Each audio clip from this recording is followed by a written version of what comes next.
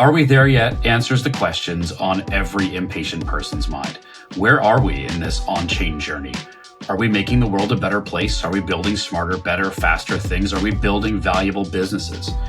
Hop in and join us as we have real talk with real people who are building the things to make a dent in the way the world works. My name is Chris Eberly, and this is Are We There Yet? All right, here we are at this very fancy podcast booth at ETHDenver. Welcome to Are We There Yet? From the Sapiens network of podcasts. I'm joined by esteemed guests from Open Season. You already know me very well, your host, Chris Eberly. Could I have each of you fine gentlemen introduce yourselves and what you're working on? Hey guys, my name is Gianni. I go by CryptoPunk online.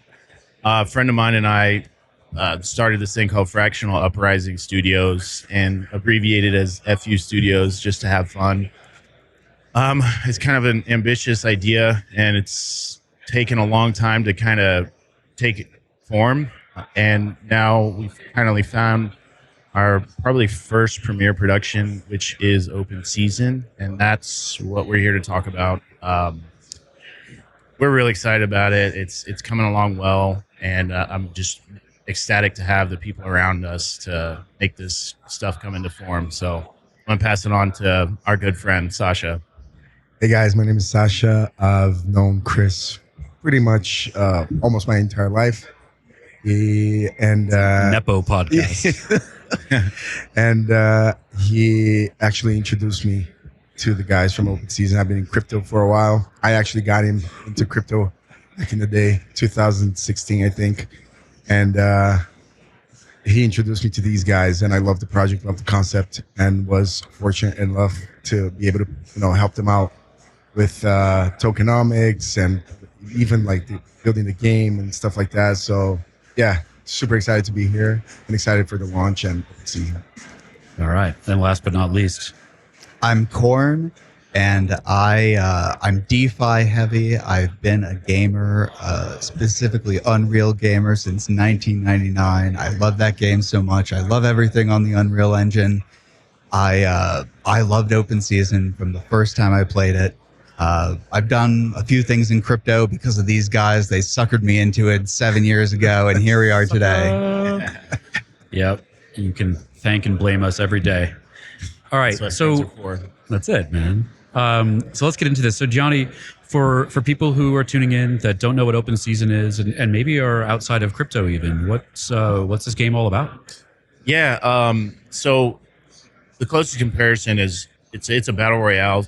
People are quite familiar with Fortnite, but where things get interesting with us is we're fortunate to incorporate some Web3 factors that change the whole complexity of the game. It allows a different kind of battle to where you have financially motivated fan base. So there's two different aspects to change how players interact in the battlefield. I mean, you can chase something that's going to help you with your token, which are beans, which will elaborate furthermore.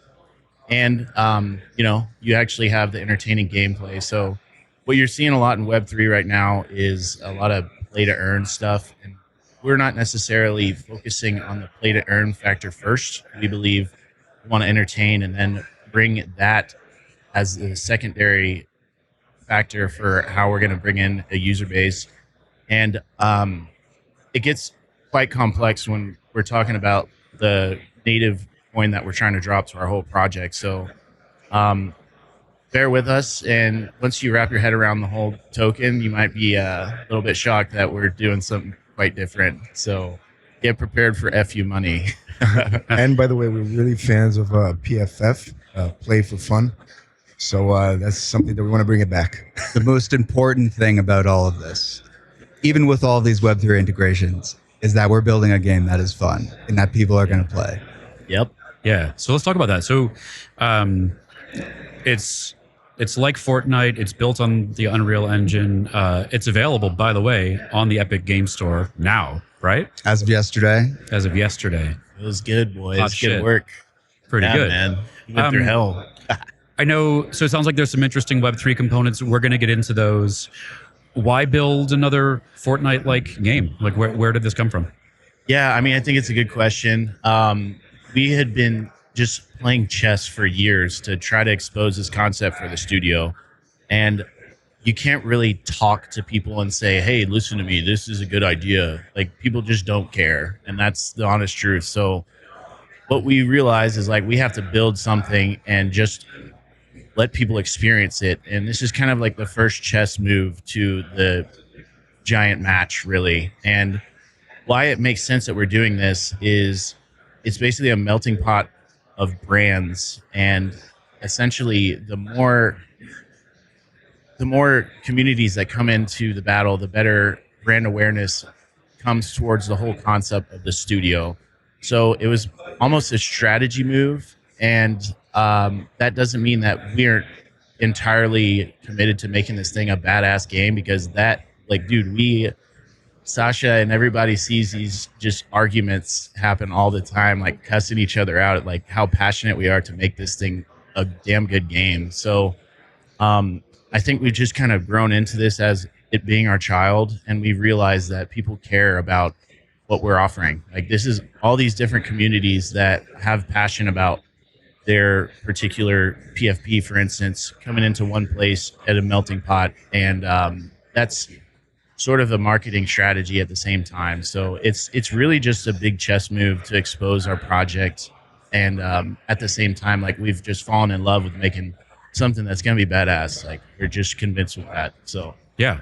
I mean, I think what first interested me about the project when we first got connected through Pleaser DAO was just the focus on making an awesome game that's fun to play, and that's what you led with. I know your background as a creator, as an artist, and it really shows through that this has been about, for a couple of years now, just building a great product. Yeah, man. And thank you. That means the world. I mean, I'm just a dude, and just like, we're just trying to make something cool. I mean, there's no ego here. It is what it is. We're real fortunate to have a good group around us, and it's not just me. Like, this wouldn't be really anywhere without the help of everybody. So, I mean, especially this guy sitting next to me, Sacha, has been a fucking monster. So I'm thankful for all these people at the same table. When he dives in, he goes deep. He goes right to the bottom. Hell It yeah. does. Go Monster.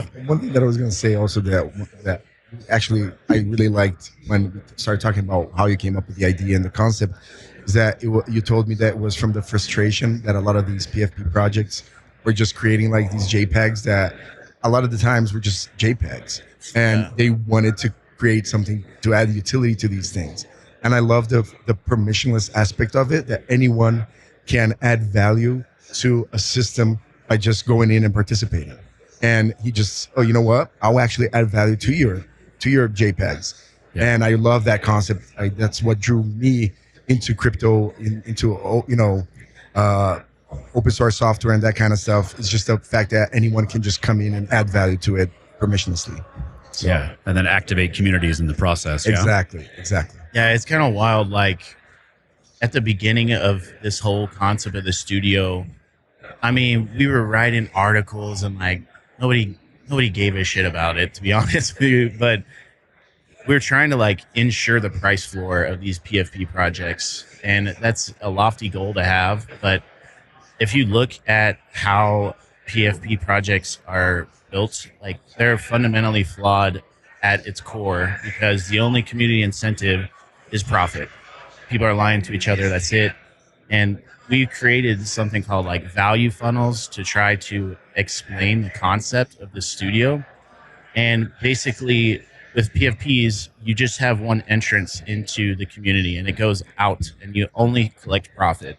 Now, when you're doing productions, you're sucking people in from the creative side and users from the top side, and it just keeps revolving. It's a revolving door. So that is where things start to get exciting with like there's a greater incentive to stay into the community and facilitate our token than to just leave for profit. So, we have a long-term goal for this, and we think we could be starting something quite special if, time will tell. But we're just busting our ass in the meantime to make the next chess move. So that's what it is.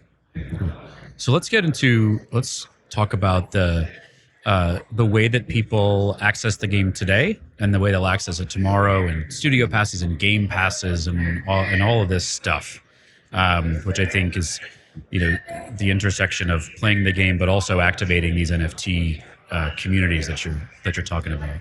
Who wants to map that out for us? That's all him. Sacha. He's the man. I just want to pump Sacha up before he starts talking about this. There we go. Sacha has been a smart contract builder for a very long time. He's done a lot of Web3 integrations, and this is where the magic starts, because previously, I couldn't believe this.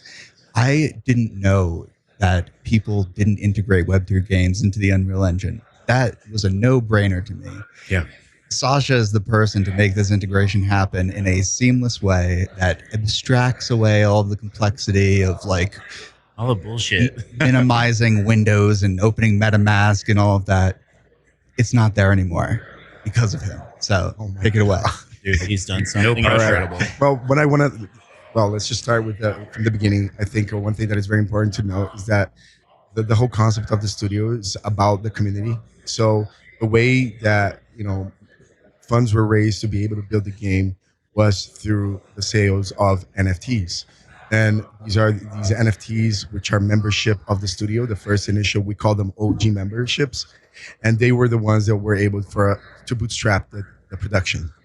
And I love, this is the first thing that I loved about it, is that I do love the concept of being able to, raise from your community and bootstrap from the community. Yeah. Of course, you can get rugged when that happens, depending on the project. But hey, it's it's your opinion. You can do whatever you want, right? It's your right to be rugged. Let's just say, if you want to go in, let go in.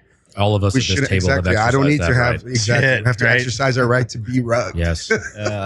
And they did that, and of course they have good intentions. They were building the game. They are building the game, and so the first idea was, I really liked. And then, so to access the game right now, you need to have early access. It's the alpha version. So you need to have the membership, the NFT. So what we decided to do is, obviously before we were doing this plugin, whatever, in Unreal, that you had to open up your MetaMask. It was clunky. So we're like, let's just put that on the site. You have the open season site. You go to the website. You need to have an Epic account, because that's your main account for Epic Games anyways. So you sign in through your Epic account, and then we just connect the wallet that you hold, your NFT, to that Epic account. And then when you log into the game, you get the ID from the Epic account, and we just check, we do a call to our server, check if you have the NFT in your wallet. If you do, just go and play the game. After you do it once, you have a seamless Web 2 experience and gaming like you always did. No problem. And now, so this is for the early access. Yeah. Now we also have this concept for game passes, because one thing that I never really understood with these NFT projects is that I got into crypto because it's about inclusion. It's about permissionlessness, right? It's about allowing people to get in. And we're just creating these gatekeeping communities with these like NFTs that you're just creating walls, right? Barriers. And everyone's just creating these silos. And I was like, you want people to play the game. It's a multiplayer battle royale game. The more players, the better, right? So we want to have the ability for anyone to just come in. So we came up with this concept of game passes. So game passes are just like whatever, the ability for anyone to join and get to play the game. So the game passes are just a person goes in, signs in with their Epic account with access code that these memberships can produce. Yeah. And then these game passes are associated with the membership NFT. And then these individuals don't need a wallet, don't need a to know anything about Web3. They just go to the website, log in, like Google login, they do an Epic login, and now they can just go and play the game, download the game and play. So do I need an NFT? What's that? Do I need an NFT? No. I mean, you need an NFT for early access, but once the game is out, you don't need an NFT. All you need is an access code that hopefully it's going to be very easy to find, because there's an incentive for these access codes to be out there. So what I'm so ecstatic about that is, if you take a step back and look at it from like the macro perspective of what that means, what you see right now in Web3 is just a lot of people playing on the PC, but this particular process allows us to port to Xbox, to PlayStation, wherever we want to go. And all it is you're signing up, you're logging, you're doing the necessary protocol like on our website, and then that's it. You don't need to get onto your browser and get into MetaMask and do all that crap. Like, that just it causes friction, right? And this is just so awesome because we can just go to Xbox in a few months if we really decide to do that port, and that's crazy. Show me another Web3 game on Xbox. You don't have, they're not there, dude. They're not there. Right? Is there anything like that today? Not to my knowledge. I'm granted, I don't go out there like sniffing around all the time. There might be something like that. However, like, this is just seamless, easy access to just get wherever we want to go. And the game is 100% free to play. So like I was talking to some kids, friends of, I guess sons of a friend of mine. And I told them about the concept, and I told them that it's free to play. That they were like, dude, can I play on my PlayStation? I was like, well, we can port it. They were like, this is incredible. I don't have to spend money. And then I was like, well, you can actually make money playing. And then they were like, yeah, dude, that's nuts. I love it. Okay, so it'll be playable it's playable on PC now if you have an NFT and have early access, but eventually you're saying playable on consoles, but also playable by anybody. They just show up, they just have a code to put in like they would for, whatever they're used to on Steam or whatever. They're just showing up with a code. They don't need to know anything about crypto. No, absolutely nothing. Yeah, and the cool thing about this like Access Game Pass thing is you're basically kind of creating affiliate marketers for everybody in your community. And it's just, if anybody has watched all this stuff happen with Friend Tech and all these referral codes that are all over the place, this thing can get wild pretty quickly. So that's why we're focusing on the fundamentals of the game first. The mechanics got to be kick ass, and like the game's got to be cool. It's about the game first and foremost. It's about the game. Yeah. And one thing that's also super important is this is pretty formal right here. This podcast thing. Very formal. I mean, you're not wearing pants right now, but other than that, it's that's true. Formal. That's true. But like when we're just being us as a team, that's the greatest part. We're all kind of idiots in a good way. We're just dudes. I keep thinking of it like that, and there's just a lot of funny stuff that we're putting in this game. So, let's talk about some of the funny stuff. Let's throw some Easter eggs out there. What do we got? So I saw something about an FTX ad with SBF. Right? Yeah. So Sam Bankman-Fried makes an appearance. Yeah, he does. People got to find it. Oh yeah, he's in there, and there's a bunch of just dude humor in there too. So take that for what it is, but I'm sure you'll laugh when you'll get around to it. But yeah, Sam Bankman-Fried's there. We've got BitBoy's Lambo in there. Vitalik is looking happy, walking around. He's excited. He's risen to the occasion. Yeah, absolutely. So yeah, I mean. Oh, well, we had a little fiasco with OpenSea, and there's just a burning effigy in there. Let's go there a little bit. Let's go a little deeper on that. I'm down. It's those guys. Yeah, those dudes. I think they've always just been kind of bullies, and that's part of the reason why like the game is a kind of a jab at OpenSea. It's open season. And that's kind of how it all started. We've just been trolls to start. We sent a fake cease and desist. We acted like OpenSea gave us a cease and desist for our name, and it kind of went viral on Twitter. And everybody was like, "Dude, fuck these guys, whatever. I can't believe this shit." The comments were just nuts, and that was really good exposure. And then everybody still thinks that they sent that to us, but they never did. Yeah. And that was kind of the start of our I don't know, whatever the hell it is. And it kind of grew a little bit further than that. People started to figure out what we were doing, and it was beautiful. We kind of minted out overnight, and then started getting this momentum. And I think people started to notice like what the concept was. They were just doing a little bit of research, this and that. I don't know. But out of nowhere, OpenSea just delisted us, and this happened. We're not the only ones to do that. They just kind of do whatever they want. And to be honest with you, like they're a private company, they can do whatever they want. That's what centralization being centralization. Yeah, it was dirty, dude. Yeah, it was dirty. So, they said that we were offering a security or some crap like that, and then no, it's not the case at all. No. And we asked for like a rebuttal, and they just cut us dry. And sure enough, not only like almost a month later, they partner with a project that's doing damn near the same thing as we are doing. A very similar concept. They changed the logo of OpenSea to fit the branding of this studio concept, and it was just so disgusting. And we called them out on Twitter, and then they changed their logo back to their original logo. So that means they're admitting guilt. They're listening. Yeah, they're listening, dude. Well, and there was a piece. The Defiant wrote an article about this, about the OpenSea open season rivalry, or whatever we want to call this, right? So there's been some press coverage of this. People are paying attention to what those guys are doing. Yeah, and the funniest thing in that whole article is we're not like vindictive guys. We're trolls, whatever.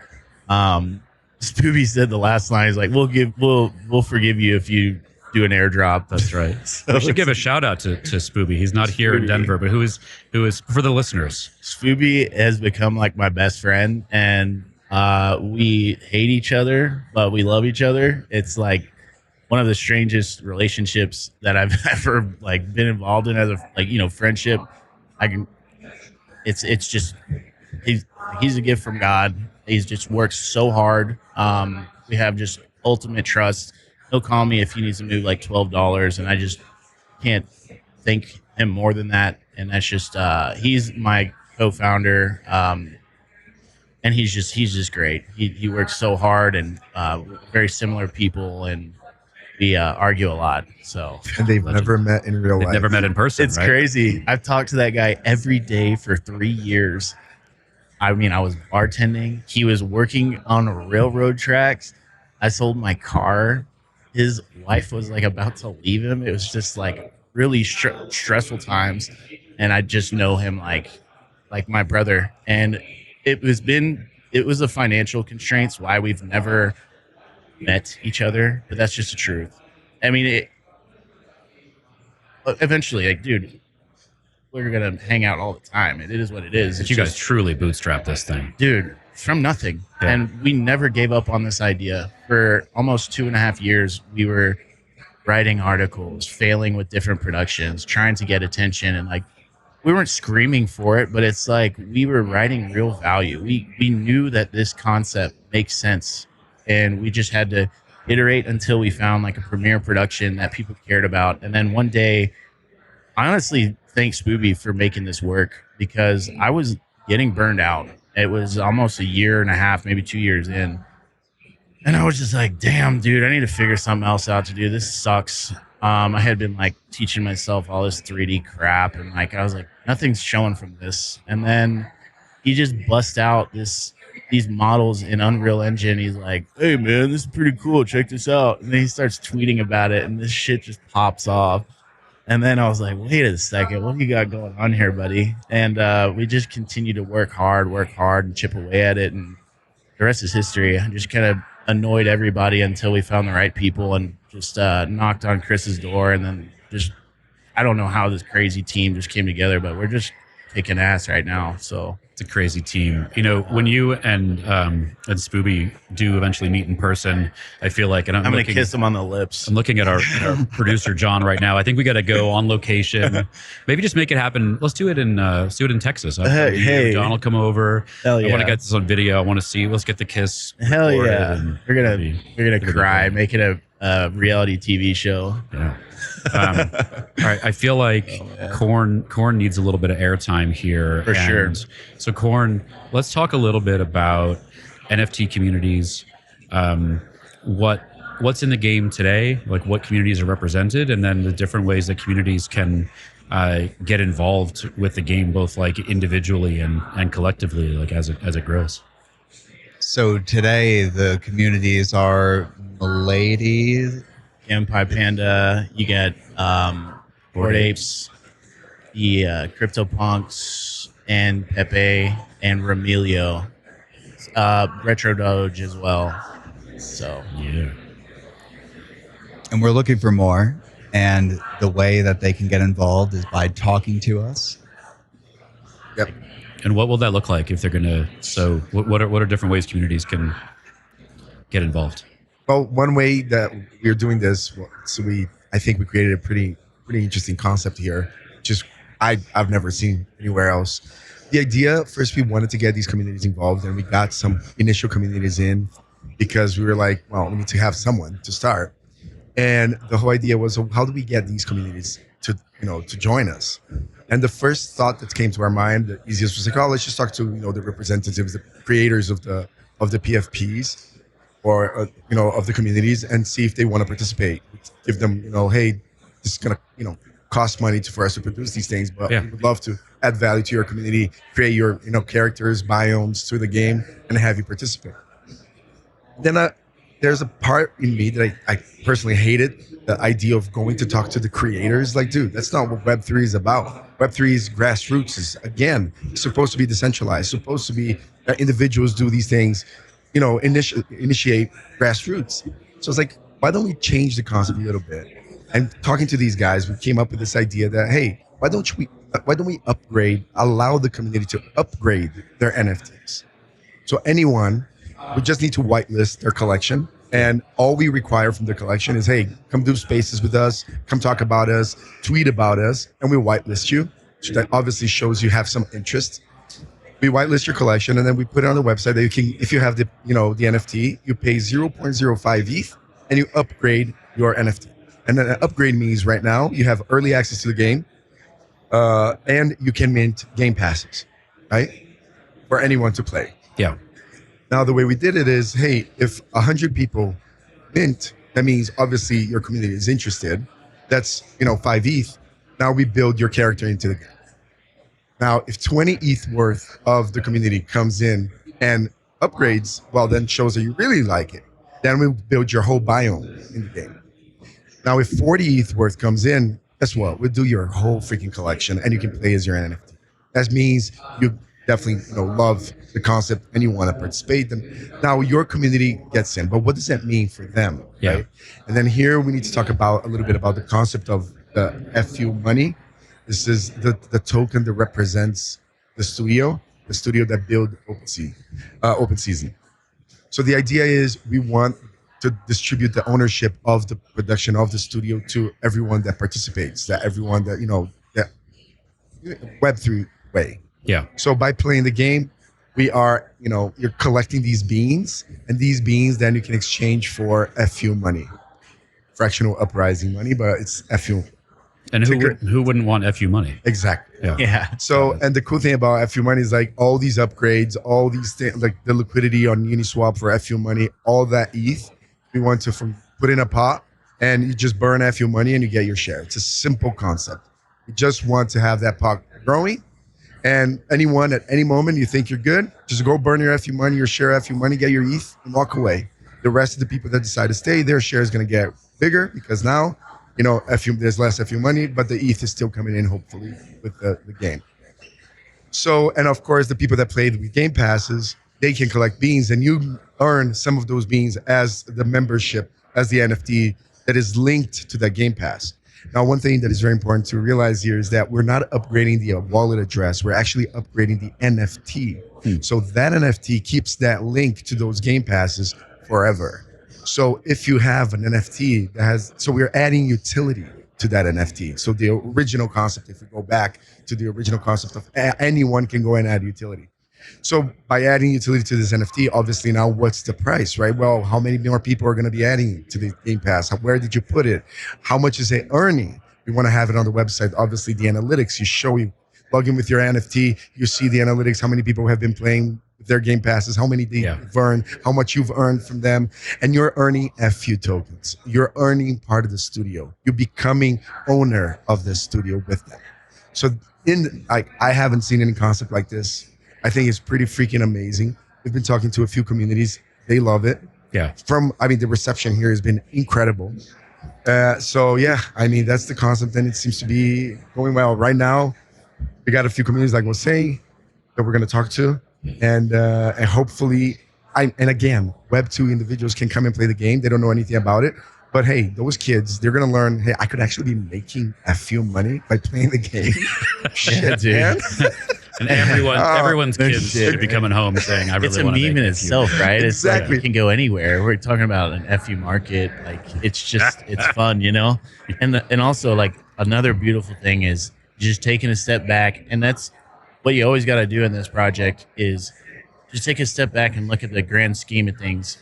He's talking about how this is integrating with one production. Now, the reason why this is a studio token is we fully intend to make this token usable in other productions as well. So now, if you have different reasons to use this token with only restricted within our ecosystem, that's how you're really trying to make sure that it's not dumped to shit. You know, it's like there's real reason to be interacting with this cryptocurrency Yeah. with what we're building around the whole studio. And like this is a digital studio.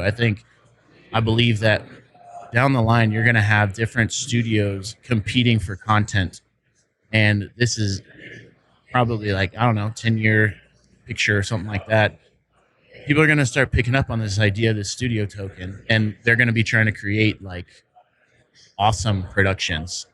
Now that depends on like how good the content is to interact with that token is going to evaluate whether or not it's worthwhile or not.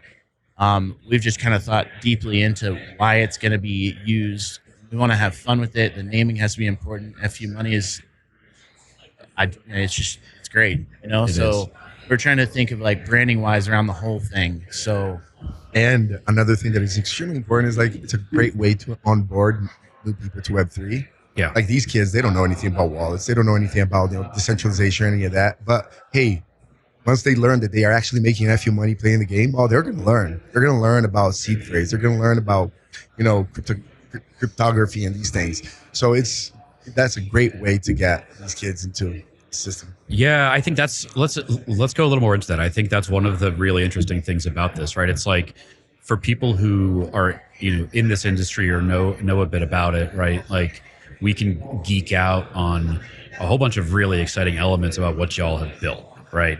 The ways for communities to really come self-activate, right? And grow the value of their own NFT communities while also, being growth agents for the game.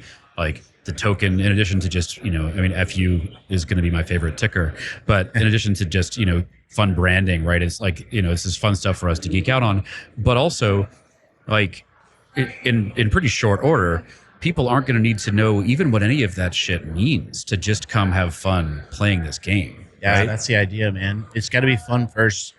And what happens with all these play to earn games is people are developing stuff thinking that all your users are gonna come because they're financially motivated, and sure they will come. But then when that liquidity dries clean and there's nothing left to do that's fun, what are you there for? Yeah, somebody was talking about the play to earn is like there's like a box on the screen. Were you talking about this? That was a really good analogy. I think I've got it. Was it you? It was the Sanko guys we were hanging out with last night. Right. Love those There guys. is a box of VC liquidity, and it gets smaller and smaller as the user clicks on it until it's gone. And if there's no fun, the user doesn't play anymore. That's Yeah, play to earn. dude. All right. It's pretty damn spot. Sort of the opposite of what's been built here. There's no VC money here. Love the Sanko guys. Oh, they're been hanging out with legit. them. They're real cool. Guys. Those You're guys hanging are out with them awesome. for a while. There's some partnership there. Yeah, for sure. Yeah, Let's hear a little bit. Well, first of all, yesterday, the Sunko leaderboard was all open season streaming. Right? dude. Yeah, it was cool. And the best part about everything was we know that there's bugs. We had been going Sure. through like It's like alpha. That's what you do. yeah, yeah. So honestly, we went through like 3-week process of getting approved on Epic Games. So we were well aware of where people were going to have issues. But the greatest part about yesterday is people were genuinely saying like, dude, this is actually fun. Like I can't ask for anything else. And this is just the framework. We had to give people the framework to play a little bit and get their feet wet. I don't think you're going to recognize this game in like a month and a half, and that's all in a good way, it's good to be meticulous about the finer details to entertain people. That's it. So we're just busting our ass on that. But yeah, back to Sanko. Sanko's. Sorry, I'm terrible at that. I think that's a correct pronunciation. He's been saying Sanko last night. That's what my father drank when he was growing up as a kid. The Sanko soda, right? Sanko soda. That just sounds bad. That's a Mandela effect. That's not real. Maybe he drank Sanka coffee. That was a thing when I was a kid. I'm the old man at the table here. Oh man. All right, but sorry, you were saying about Sanko. Yeah, man. We always kind of we're cut from the same cloth. I think those guys are just cool. They're cool, man. They have genuine intentions, and everything that they were built is community funded. They don't have any like VC trash that are coming in and just dumping stuff to shit and leaving people with nothing. Like, we never wanted to sell anything that was close to a scam. That's why we'd been pushing this thing for like 2 years. So we'd always watched them, and we've connected and communicated with them, and you know, they've done well. They've kind of popped off a little bit quicker than us, and rightfully so. They're doing interesting things. So now, as we kind of got to the stage where we're able to show what we got, we just kind of brush shoulders again. We're like, hey, why don't we just start working together a little bit? And we're doing a collaboration starting Monday where you can win some cool stuff, both directly through us. And how you do that is they have a streaming service called Sanko TV, and if you stream Open Season, the alpha version on there, do it and win some DMT, win some glizzies, win some all sorts of stuff. We'll figure it out. We'll be friendly. I love the idea of people who don't know what those things mean inside the space just hearing that. Oh, they're probably, what the hell? That's like they're giving away illicit drugs and hot dogs. Hell yeah. It's not those things, folks. Although you never know. But DMT and hot dogs, that does sound insane. That's a party. Yeah. Who wouldn't want some DMT and a hot dog in the real world, right? And some FU money. I mean, these are great tastes that taste great together. Oh, this space is insane. We were having a very bizarre conversation earlier, but I'll pass that on. I'll let Sacha go. Yeah, that's for another day. But anyways. Don't worry, we can always edit. That's true. Yeah. I mean, there's no way I would bring that up, but it is pretty damn funny. So, you know, the idea of this show, Are We There Yet, is talking about, you know, where all this on-chain stuff is. And, you know, in different episodes, we'll get into sort of different verticals. Obviously, we're talking a lot about gaming here. You've talked a little bit about this, Gianni, and, you know, a lot of Web3 gaming has been about play to earn, which, you know, I think in a lot of cases has just meant people coming in and playing games that maybe weren't even that fun, just doing like rote tasks and clicking buttons to earn a little something to go, you know, dump it until the supply is depleted and then it's gone. I'm sure there are some better examples than that, but it seems like that's the general trend. What you've built here and are building out further is obviously very different. But I wanted to ask you, like, bigger picture, where do you see all of this going? Like, where is on-chain gaming going, and what will this look like in a couple of years? Oh God, I mean, that's a lot to think about. I think what I think is going to be really cool, and I sincerely believe that it might head in this direction, is you can use the financial incentive to play the games in a creative way. That can change like the battlefield, right? For our sake. And I think people are going to start being more creative on how they bring these financial incentives into these games, because you really can change the flow of the battlefield if you dangle a carrot in front of people to do something that you wouldn't traditionally do in like a Web 2 game, right? So, for instance, these beans are quite important in our game. Now, if you can lure people away from where they should be to where they're vulnerable, that really changes the feeling for the game. I think you're going to get people that are going to use these financial incentives quite more creatively to make something that's intriguing. So beyond that, that's just one facet that I think it will make an implication to the gaming scene. Beyond that, I think like you're just going to see some wild stuff from this. I think the studio concept is going to pick up quite a bit. Sacha had a really, really good, 5-year look ahead when he was talking about like the marketplace. And if you FU want to, marketplace. yeah, if you want to elaborate a little bit on that, Yeah, a lot of like the game assets, like the 3D. I think obviously the engines themselves will be more integrated into Web3, into the chains. It's going to be more seamless. These assets will be interoperable between games. The ability for the creators of these assets to monetize and earn also from the sales of these assets directly on chain, happening in real time. I think could be even like the ability for individuals that believe that some assets could be interesting. And this is something that I've been thinking about. Like I love the concept of ICO. People hate it, trash it, but I freaking love it. I love the fact that Ethereum was an ICO, right? Mm-hmm. And look at Ethereum today, right? And the ability of individuals that have an idea to be able to, maybe anyone can come and support them to create that idea, to create that 3D asset, that game asset, and then they can themselves also earn from the sales of these assets, the usage of these assets in game. Yeah. I think this unlocks massive potential. And to be able to have a FU marketplace for that, it's also pretty freaking amazing. And because these assets, they earn their utility through the game, you can enforce things like today, what you can't enforce, which are the NFT royalties. You would be able to enforce it because, hey, you don't pay the royalties. The game doesn't accept the NFT. Yeah. It doesn't load. It doesn't work. So that now all of a sudden it's like, you want to pay the royalties because what's the point? It's just a JPEG if you don't. Yeah, and you're doing what a lot of others have tried to do but not been able to do, which is actually support creators, exactly. and let individuals go and build things and thrive. Go ahead. So, I don't mean to interrupt, but No. just elaborating on what we're talking about with like the royalties and all that stuff. What's kind of happening? I'm just going to explain. Like we did almost like 500 volume in Ethereum in not very long, and we made a total of a little under $100. And that's ridiculous. So for folks that don't know, can you unpack what that means? Yeah. So let's do a little math right now. What is Ethereum price at right now? Like, let's say 3,500. Yeah. 3,500 even, right?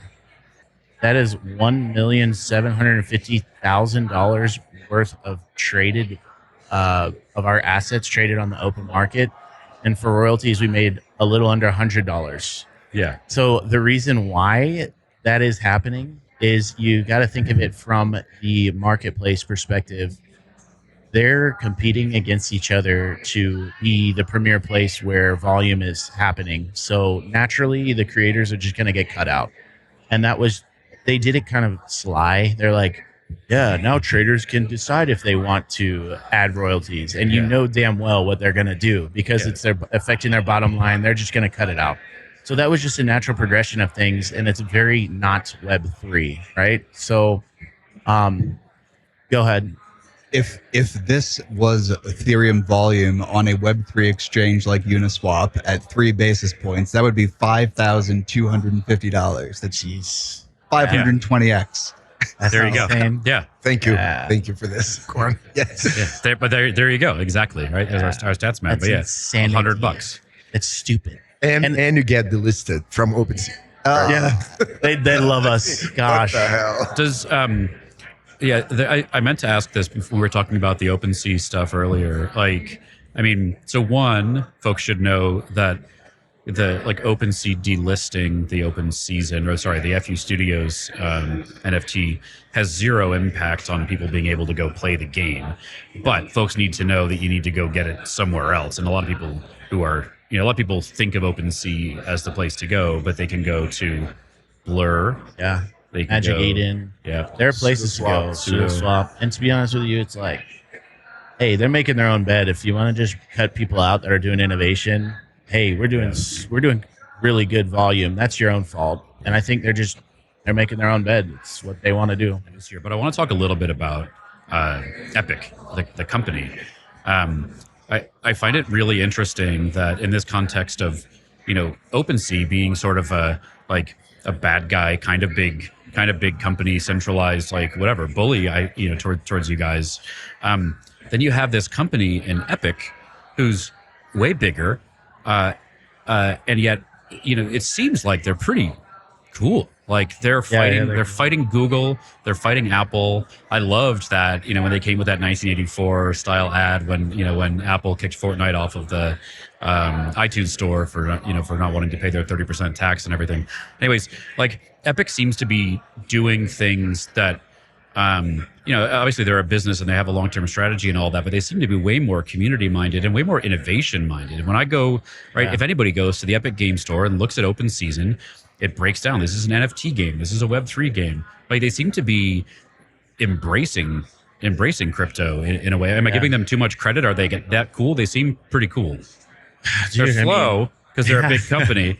But yeah. Well, I mean, dude, from our experience, we've had nothing but positive vibes from them. It's even funny because the guy who onboarded us, his name is Lamar, and they're just a meme going around like Lamar to Valhalla. Like everybody's saying that in our Discord because bullish Lamar. Yeah, Lamar's a man. He's our dude. Yeah. At I the hope that's his real name. It is. Their guy. At the start of Epic Games, their first game, Unreal Tournament in 1999, they put all of the power in the hands of their users. They didn't have any centralized servers. They gave instructions for all of their users to spin up their own servers as they will. All they did was give them hardware specs, and people could go and spend $10 a month and use their own servers, name them, select their own game types like capture the flag or deathmatch or team deathmatch, which weapons they wanted to use. It was them giving all of the tools to the users, even to make their own maps. They had like UT map making tools. So yeah, it's been like that from the start. I love it. And I think they just have the right idea of how to gain traction. They're given these incredible tools, and they're just like, hey, go play with it. And that's kind of what we're doing. And now they're opening up to this new environment that not many people are familiar with which is Web3, and they've just been helpful. But it's kind of crazy because we are quite new into the scene, and not to like knock them or anything, but they were like asking for some help to set up MetaMask and stuff like that. And dude, we're on the edge of this being, So you onboarded Growing. Epic Games to MetaMask, is that right? Is that what I just heard? I don't know if I can take that credit, but You should take it. yeah, all right, I did. They listened to everything you said. That's great. I mean, they were honestly, that's super huge, cool. right? I mean, that's they awesome. They were super, super cool. Granted, we caught them at a transition stage, I think. Yeah. They were going through some difficult times, I think, and then they were about to release their huge update for Fortnite. So we were in the first process of the pre-alpha, which I'm not gonna lie, it was kind of garbage, the pre-alpha, but it was fun. Like it had a little bit of what's built the foundation for where we're at now, but that took some time to get approved. So it was like 2 or 3 months, and now that we got the alpha, which is an entirely different game, it only took us like a week. So they're helpful. They're helpful. Mostly Lamar. Lamar's the man. Yeah, That's awesome. Shout out he's to our Lamar. dude. Are the plug. Yeah. Yeah. So I mean, I think they're doing good things. Only time will tell, because we're so early in this whole situation with like the gaming community. I think Unity is interesting too, because people are just building stuff web-based, and that's when you go web-based, you're not really beholden to a platform where Epic is exposing you. So you do have a little bit of you still have a gatekeeper within Epic. You have to accept that. Whereas Unity, you can do stuff all web-based, but they seem helpful, and what we're doing is the engine is just the engine's insane. You just have to respect the tools that they're providing. It's crazy what you can do with that, and we decided to go on that, and we're quite happy because I just see a lot of stuff in Unity, and you need some serious skill to make stuff look like impressive on Unity, whereas Unreal is like, it's quite developer friendly, and you can just make awesome stuff. Like Yeah, So- and then you're not asking a bunch of crypto people to download an executable. Like, exactly. That's a big deal. trust me, bro. OpenSeason.exe. That's a big deal, dude. And yeah, you hit the nail on the head for that, because everybody is already sketchy about clicking a link on something in a space. So Yeah. Look, I think, that's like there are a lot of these, I don't know, people call them like Web 2.5 scenarios happening right now, which I think is great, right? It's not the be all end all. We'd love to see this all be decentralized, not have these, these entities that are ultimately in control. However, like, especially with a company like Epic that seems to be, pretty down For sure. to innovate. It's like, great, use their rails, right? Get way more folks onboarded to crypto in the process, meet them where they are, where they already have Epic installed, where you can go to their PlayStation or their Xbox. I mean, come on, how else could we do that anytime soon? Not to mention, don't forget, this all started two guys that don't even know each other in real life. Yes. Right? Yeah, dude. Now we just all met for the first time here in Denver. Yeah. I mean, not all of us, but Yeah. I met yeah, that's 50 stupid. like now this time. So we're all located in different locations in the world. We're all able to collaborate and build this together. I mean, that's only possible because of what Yeah, Right. that is. It really is a weird pill to swallow. That I'm like, I've never met him in person, Yeah. but it's he's like a brother to me, and obviously there's not like we don't want to hang out. It's just, dude, we've just been poor. I mean, that's just the honest to God truth. Every time that we would be spending on just trying to figure out what sort of production people cared about. We got a lot of weird stuff before this, and that's okay. We came full circle, and now it really would. The only way that this wouldn't have worked is if we stopped trying, and because if we would have come up with something weird that had some type of niche market, it probably would have worked. But I think we're fortunate to figure out that this is where we need to be, and Yeah. it's exciting. Okay, so the game is live now on Epic Game Store in alpha. As we talked about, folks need, at this stage of things, they need to hold a Studio Pass NFT to play. You've got instructions for that on your website for folks that want to roll that way. If NFT communities want to get in touch about the NFT upgrade path or working with you guys on creating stuff within the game, like how do they best get in touch with this crew? I let Corn answer that because he's the man for connecting with these. Best way to get in touch is anywhere on Twitter, come into Discord and talk to us. Let us Yeah, know. And if sure. you're a community member of an NFT project and you want to use that avatar, you want to play with your avatar in open season, tell everyone. Yeah, Exactly. and Start. and another thing that I don't think we touched on is some people think like, why would these guys be asking for money for this? Well, there's a very good reason. We are not approaching any VC money. Not only that, we're trying to. I mean, we have developers we have to pay, and beyond that, we're trying to build a little bit of liquidity for the token.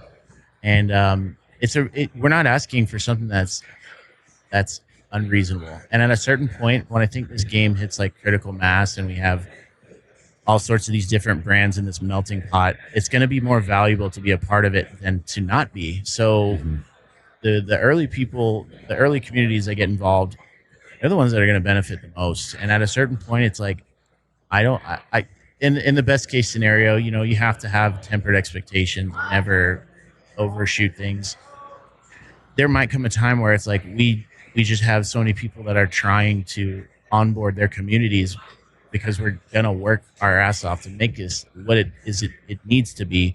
It's going to be harder to get involved in the community. So you got to think of this as like a brand awareness approach from an NFT perspective. If your community is going to come in and you're experimenting in this battle that everybody is getting involved in, and you have all these teams from different communities fighting each other as a team, and you're the talk of the town for your community, and you're left out of the battle, that's not exciting. It's not good for the brand in the long scheme of things.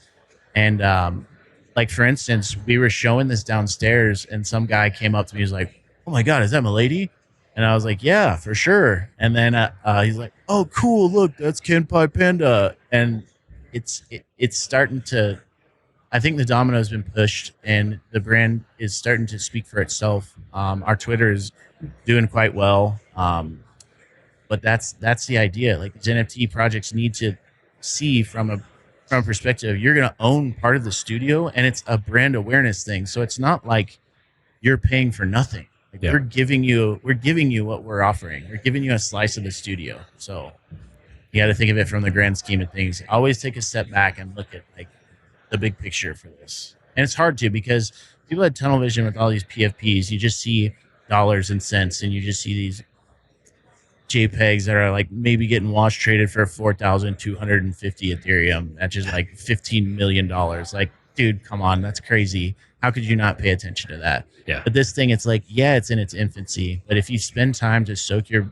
mind up with the whole grand scheme of things, this will be copy pasta. The studio concept will be copied, and you're going to have different studios competing for productions. So it's like we have a really good one right now, I think, and NFT projects, come talk to us so we can make it happen. That's all I got to say. Yeah, I think, I can see a world where next year's ETHDenver, there's a March Madness kicking off with a bracket of all the NFT communities that are on OpenSeason playing against each other for global domination. And We'd hope so. And who knows what we're going to hear in that proxy chat? I'll tell you that. say a little bit about that. There was some really cool stuff going on yesterday in the for sure. Chat. So we keep going back to like we're kind of trolls and we want people to have fun. So we've incorporated a proxy chat is it's a fancy word for like proximity chat. So whoever's close to you, you can hear what they're saying. And right now it's probably within, I don't know, for reference, probably like 50 meters within the game. Think of it around like 50 meters. You can hear what people are saying to you. Well, just imagine what that's going to be in a competitive environment. Like there was some very funny things said yesterday and people were speaking in Mandarin. That's pretty cool. I mean, this is alpha, right? I mean, we're going to go back and hit the ground running next week. And I hope that this game is not even recognizable in a month and a half in a good way, because we have a lot of mechanics and concepts to add to this. But the proxy chat was just all strategy for content. I think it's going to be people saying it's just going to be madness, and that's what we want, Heck yeah. Should be good. Let's All get right. in there. I didn't mention Yeah. season.games, by the way. Yeah. Well, website. Yeah. So let's do that. So, so we will include in the show notes here links to openseason.games is the website. They can also search Open Season on Epic Games. We'll include links to Twitter. You've got Open Season on Twitter and Fractional Uprising Studios on Twitter. And the Discord that Korn mentioned, we can link to all these things. Like you said, folks should DM. They should jump into the Discord. They should get in touch. Come say hello. We're in there all day just talking. Yeah, I love it. Any parting words anyone would like to leave the audience with? It's been fun.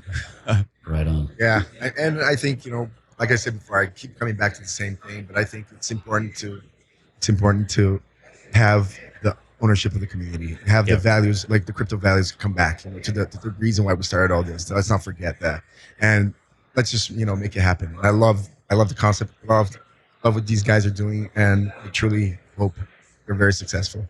Yeah.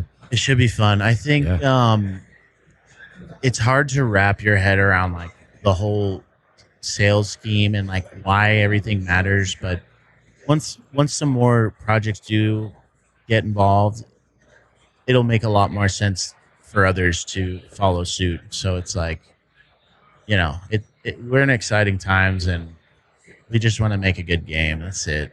Yeah. So When I first played Open Season, I could not believe that this was your first game. Like what you and Spooby have made, this is the first one, the second one. Oh man, dude, I thank you very much, man. That feels good. It's been a long road, but me and him, we just argue, and I think it's a good thing. We just got to be meticulous and like really care about every single thing to bring the player in. Like, you want them to feel effective. You want them to feel like they're doing good stuff. And that's why it doesn't even have to be entirely realistic. I think you should focus on like making stuff that will make the player feel important while they're playing, you know? Like, you want to strike emotions, and that's everything in life, right? So the more particular we are on the fine minute details, now we have a little bit of help, you know, like financially and with people that have the skills and the chops to do this, to do things better than us. We're just kind of guiding the ship at this point, and it should be. We're gonna make this a lot of fun. We have to. We don't have any other choice. So Right on. All right, last topic for y'all. This is more of like a not lightning round. I don't know what to call this. Okay, we're in ETHDenver. There's a ton of people around. We've been talking to people for a few days now.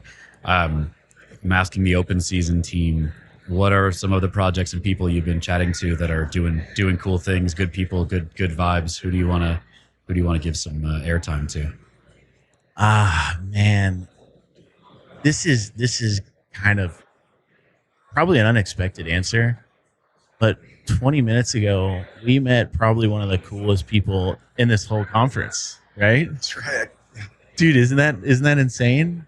So this guy, he's been like programming bots for Counter-Strike, and that's, I mean, dude, you talked to him a little bit longer than me. Yeah, no, he's actually the organizer. One of the organizers here. He did all the space downstairs, that chill area, that whole like, he did everything for ETHDenver here. And Evan.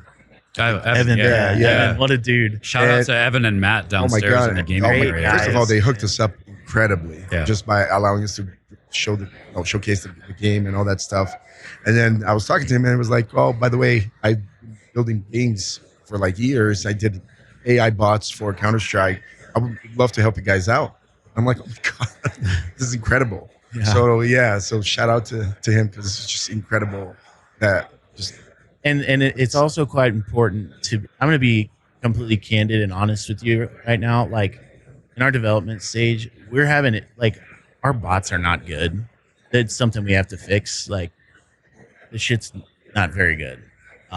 We're using a decision tree, and they're not making like, or they don't feel organic in the game. They feel like a little dumb, and that's okay. We are aware of it, but it's like, that's almost divine intervention. This guy just comes up and starts talking to us. He's like, oh yeah, I've been doing this for 15 years. Why don't we talk? Not to mention, he was like, oh, you know, I do like 70 events a year, and I would love to help you guys, you know, just with these events. And what can I do? Like, oh, that's incredible. Yeah, that's badass. He's a cool dude. I think, honestly, just that conversation was the most like exciting to me. And there's some people doing amazing stuff here. It's just, I don't have much bandwidth to think outside of like this game, you know?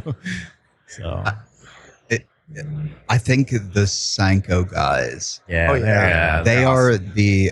I know what you mean, Crypty, when you said that they're cut from the same cloth. They're like the crypto mullet. They're degen in the front, business in the back. They're serious, just like us. Absolutely. Yeah, they're having a blast, but they're actually serious people. They're cool too, Yeah, man. yeah. Like, I would hang out with them. Hell yeah. That's a ultimate compliment, I think. Not that I won't hang out with anyone, but it's like, you know, You would they're good dudes. choose to hang out with those guys. Yeah, for sure. All right, great. I think we're good here. All right, thank you, All right. Crypto Sapiens, Yeah, for being thanks, a part of man. this. All right, guys. Bro. Yeah, Good talk. mate. Good